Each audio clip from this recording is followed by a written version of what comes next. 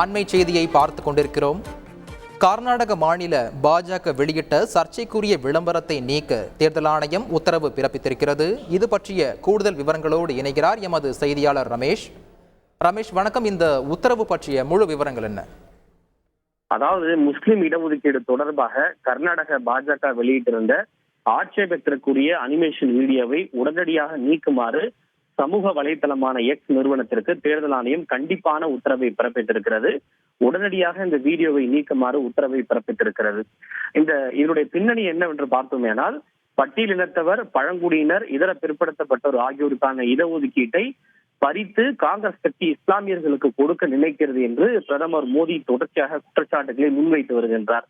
அதனை சித்தரிக்கும் வகையில் பட்டியலினத்தவர், பழங்குடியினர், இதர பிற்படுத்தப்பட்டோருக்கான அந்த முட்டைகளுடன் இஸ்லாமியர்களின் முட்டைகளையும் சேர்த்து அடைகாப்பது போலவும், அது குஞ்சு பொறிக்கப்பட்டவுடன் இஸ்லாமியர்கள், பட்டியலினத்தவர், பழங்குடியினருக்கான அந்த முழு பலன்களையும் இஸ்லாமியர்களுக்கே சென்று சேர்ந்து விடுவது போன்று அந்த வீடியோ சித்தரிக்கப்பட்டிருந்தது. இது குறித்து அளிக்கப்பட்ட புகாரின் அடிப்படையில் இந்த சர்ச்சைக்குரிய வீடியோவை உடனடியாக நீக்குமாறு கர்நாடக தலைமை தேர்தல் அதிகாரி கடந்த 5ஆம் தேதியே எக்ஸ் நிறுவனத்திற்கு ஒரு உத்தரவு ஒன்றை பிறப்பித்திருந்தார். ஆனால் அந்த உத்தரவுக்கு பின்னரும் எக்ஸ் நிறுவனம் அந்த சர்ச்சைக்குரிய வீடியோவை நீக்கவில்லை.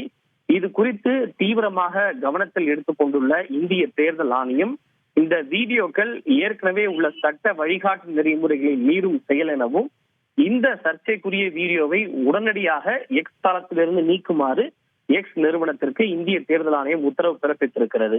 ஆனால் இருப்பினும் தற்போது கர்நாடகாவில் மக்களவை தேர்தல் முழுவதுமாக நிறைவடைந்து விட்டது. இன்று மாலையோடு எஞ்சியுள்ள 14 தொகுதிகளுக்கும் தேர்தல் நிறைவடைந்து விட்டது. இந்த நிலையில் தேர்தல் முடிவடைந்த பிறகு இது போன்ற உத்தரவை பிறப்புவதன் மூலம் அது என்ன மாதிரியான பலன்களை கொடுக்கும் என்கிற கேள்வியும் தற்போது முன்வைக்கப்படுகிறது.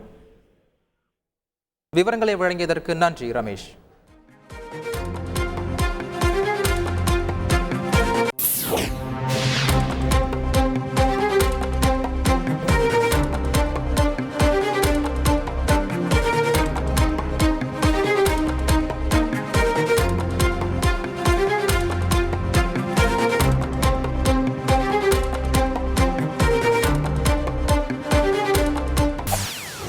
செய்திகளை உடனுக்குடன் தெரிந்து கொள்ள உடனே சப்ஸ்கிரைப் பண்ணுங்க.